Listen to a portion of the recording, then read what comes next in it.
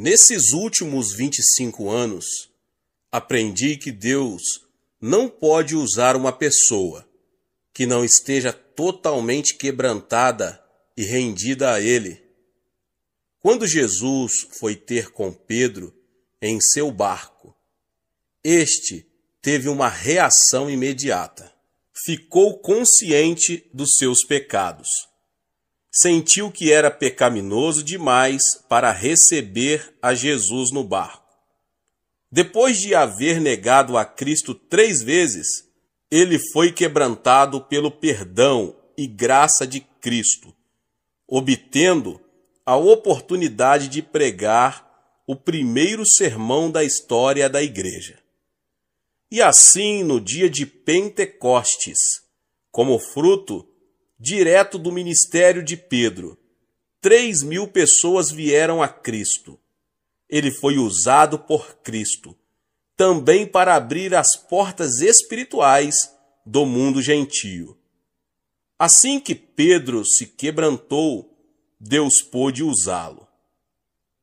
Tenho conhecido muitas pessoas que não estão servindo ao Senhor por abrigarem pecados do passado. Talvez elas culpem o pastor ou algum outro crente, mas bem no fundo do coração sabem que ficaram bem aquém do alvo proposto e não aprenderam a lição. Sempre que um crente comete um erro, procuro ajudá-lo a acertar a vida de novo. Explico-lhe que esse erro pode ser o meio de ele aprender a quebrantar-se e humilhar-se diante de Deus. A ausência do quebrantamento leva a pessoa usada por Deus a tornar-se orgulhosa e arrogante. Contudo, quando um crente é quebrantado, seu coração resiste ao orgulho. E assim ele pode ser mais e mais usado por Deus. Agora, como isso acontece no momento da oração? Quando nos colocamos em contato com Deus em oração, assim que entramos em sua presença, a primeira coisa que sentimos é a consciência do pecado. Na presença de um Deus santo, ninguém pode sentir orgulho. Assim que percebemos em nós a total ausência de qualificações para estarmos na presença dele, começamos a confessar nosso pecado e nos humilharmos diante de Deus. Assim, não quer dizer que não podemos estar ali, perante o trono da graça. Na verdade, o sangue de Jesus Cristo já garantiu a todo crente um pronto acesso a ele. Então, sentimos logo que não possuímos qualificações pessoais para estar ali, e nossa reação imediata é de quebrantamento. As duas coisas, quebrantamento e orgulho, não podem coexistir. O mais notável é que quando entramos na presença de Deus, tornamo-nos conscientes de reações, atitudes e atos que talvez até tenhamos esquecido. Assim como Pedro não podia suportar a presença de Cristo em seu barco, devido ao reconhecimento de seu próprio pecado, assim também nós, diante de sua santa presença, tornamo-nos conscientes de nossa profunda carência espiritual. A reação natural seguinte, quando estamos na presença de Deus, é o desejo de sermos perdoados de nossos pecados. Isso acontece comigo. Eu posso ter praticado um ato insignificante sem o perceber. Contudo, assim que inicio meu momento de oração, o Espírito Santo me mostra aquele ato e começo a desejar o perdão da libertação. Alguém pode achar que isso é muito difícil, Mas vamos nos lembrar de que agora temos um renovado desejo de orar. Agora exercitamos um tipo de esforço contra a carne e o orgulho. Estamos aprendendo a andar no Espírito suave e respeitosamente. Nesse momento, eu gostaria de dar mais ênfase à importância de se andar respeitosamente com o Espírito Santo, pois o Espírito Santo é um ser nobre. Quando vivemos perante o Espírito Santo em respeito, acostumamo-nos à constante presença do Senhor. E essa presença constante do Senhor efetuará duas mudanças muito importantes. A primeira é quebrantamento e a segunda é submissão. Mas antes de examinarmos as Escrituras para ver os exemplos bíblicos de quebrantamento e submissão, quero narrar minha experiência pessoal com relação a essas importantes atitudes. Deus nunca escolheu pessoas perfeitas para realizar sua perfeita vontade. Isso está claro quando vemos que ele escolheu pessoas como Jacó e o rei Davi. Isso fica claro também quando ele me escolheu. Minha inclinação natural é de seguir meu próprio caminho. Contudo, nem sempre os caminhos do Senhor são os meus caminhos. Então, um dos dois tem que ceder. Assim sendo, meu papel é sempre ceder à orientação do Espírito Santo, que me foi dado para me guiar e dirigir nos caminhos de Deus. O Espírito Santo é o Consolador. Então, este Consolador pode deixar-nos bem incomodados, se não estivermos dispostos a seguir nos caminhos de Deus. E como o Espírito Santo consegue nos manter obedientes ao Pai Celestial, mantendo-nos quebrantados. Para que uma pessoa seja quebrantada, primeiro é preciso que ela esteja inteira. Quando Deus escolheu Davi, ele era íntegro em si mesmo. Poderia ter sido um excelente pastor a cuidar do rebanho de seu pai. Contudo, Deus tinha mais para ele. Ele seria o próximo rei de Israel. Mas não era só isso, seria também profeta. Suas profecias dariam as mais claras indicações da obra que o Messias realizaria. Mas ele não seria apenas rei e profeta, seria também sacerdote.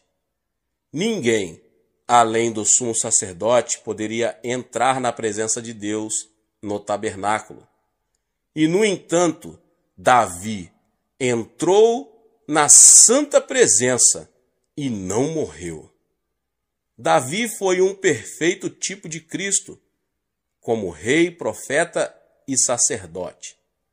Quando analisamos a vida de Davi, vemos que ele cometeu o mais horríveis pecado. Ele cometeu adultério e assassinato. Embora Davi tenha pagado pelo seu pecado e ainda está pagando, pois as pessoas ainda fazem menção de seu erro. A advertência de Naamã serviu para que ele deixasse de seguir seu próprio caminho. Isso não quer dizer que nós também temos que pecar para sermos quebrantados. Não devemos tentar a Deus abusando da sua graça. Então, quando andamos em sua presença, o Espírito Santo vai mantendo um registro atualizado de nossa conduta. E se quisermos caminhar constantemente em sua presença, temos que permanecer quebrantados e humildes de coração. Viver dessa maneira é andar em sinceridade diante de Deus e de seu povo. Em nossa sociedade oriental, faz parte dos nossos costumes nunca humilhar um líder diante de seus liderados. O povo não gosta desse tipo de coisa. E próprio líder o evita a qualquer custo. É o que chamamos de perder a dignidade. Contudo, o Espírito Santo está removendo nossos costumes naturais e tem me levado a ser sincero e totalmente aberto perante minha gente. Lembro-me de uma vez em que tive vontade de morrer, em vez de confessar para a congregação algo que tinha feito e que não agradava a Deus. E, no entanto, esse fato veio a consolidar a confiança que existe entre mim e meu povo, e que já dura mais de 25 anos. Vemos esses princípios claramente explícitos em Tiago. Antes, ele dá maior graça pelo que diz: Deus resiste aos soberbos, mas dá graça aos humildes. Tiago 4:6. Pedro também apresenta este mesmo princípio. Rogo igualmente aos jovens, sede submissos aos que são mais velhos. Outros sim, no trato de uns com os outros.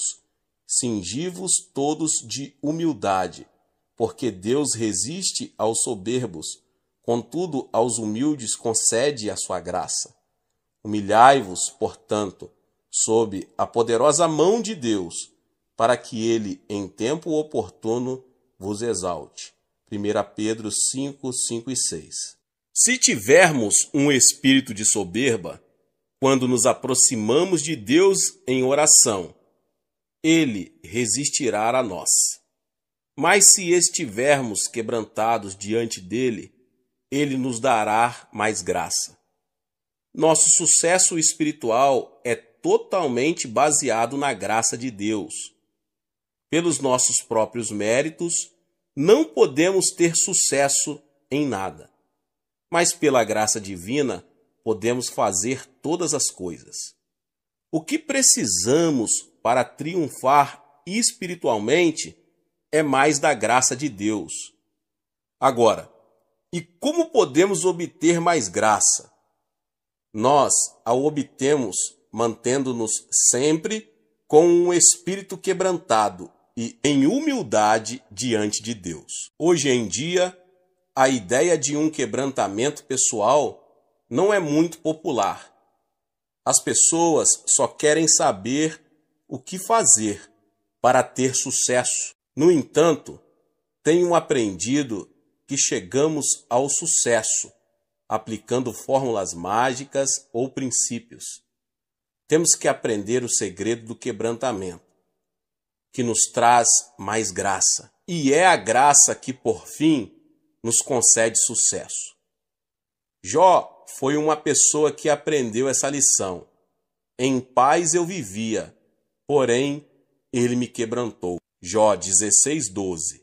Davi, depois de recorrer ao auxílio divino e receber a libertação, fala de sua condição nos seguintes termos: sou como vaso quebrantado. Salmo 31:12. Então, o objetivo de Deus é quebrantar-nos e não esmagar-nos.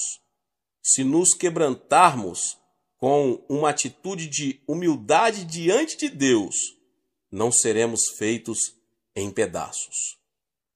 Num texto de Mateus, Jesus faz uma distinção clara entre ser quebrantado e ser esmagado.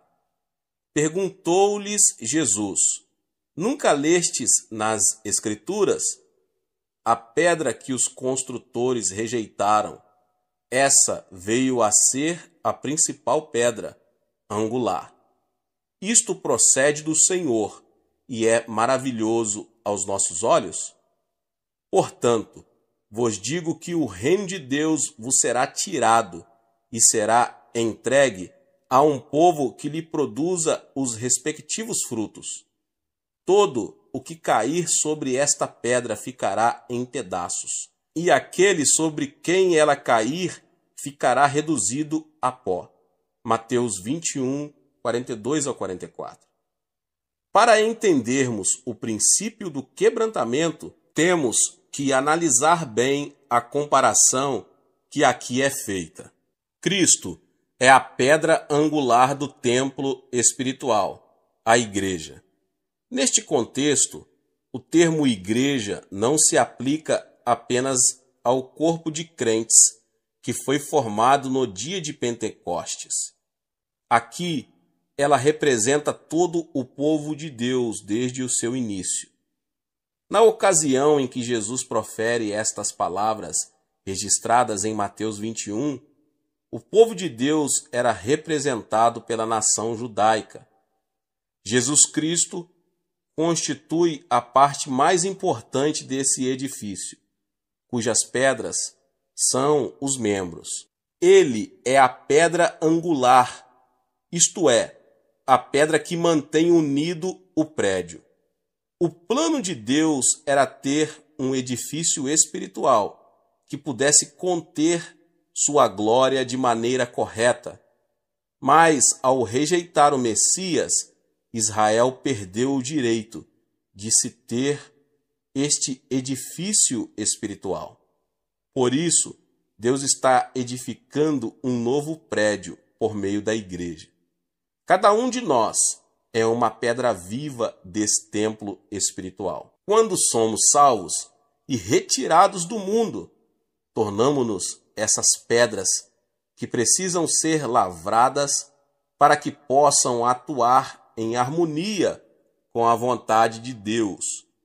Quando um construtor edifica um prédio de pedras, ele dedica muito tempo à preparação das pedras, dando a cada uma sua forma própria para que se encaixe no lugar certo. Se houver uma pedra muito difícil de ser preparada, ou se essa pedra se recusa a ser trabalhada para ganhar a forma certa, não tem valor para o construtor. O quebrantamento a que Deus nos submete não tem por objetivo aniquilar-nos, mas preparar-nos de forma a sermos devidamente usados por Ele, para os fins aos quais Ele nos destinou. Se resistirmos aos propósitos de Deus, o resultado é o esfalecimento, ou melhor, tornar-se inútil no plano geral de Deus. Então, é muito importante que vivamos em quebrantamento diante de Deus. Contudo, gostaria de reiterar aqui que isso não significa viver em fracasso ou cultivar uma imagem própria negativa. Lembremos que foi Deus quem nos escolheu. Somos muito importantes. Então, à medida que vamos aprendendo a viver na presença do Espírito Santo em oração, iremos cultivando, como um fruto natural dessa vivência, uma atitude de quebrantamento, pela qual Jesus, o construtor, pode completar sua obra em nossa vida. Como é bom saber que Deus está moldando nossa vida para sermos usados em seus eternos propósitos. Que paz gozamos quando compreendemos que todas as coisas operam no sentido de um objetivo eterno. Nada acontece por acaso. Tudo opera para o nosso bem eterno. Glória ao Deus vivo. Depois do quebrantamento, vem a submissão, junto com uma rendição incondicional de nosso ser a Deus, vem uma total submissão à sua vontade. E eu gostaria de salientar bem aqui que isso não implica assumir uma atitude passiva. A submissão significa que desistimos de nosso direito natural de fazer aquilo que queremos, rendendo-o ao nosso Senhor, o Rei dos Reis e Senhor dos Senhores. Devemos compreender também que o quebrantamento e a submissão não são fins em si mesmos, são apenas meios utilizados para se alcançar um fim, que é sermos instrumentos eficazes nas mãos de Deus, usados por Ele para conseguirmos o avivamento e o crescimento da igreja.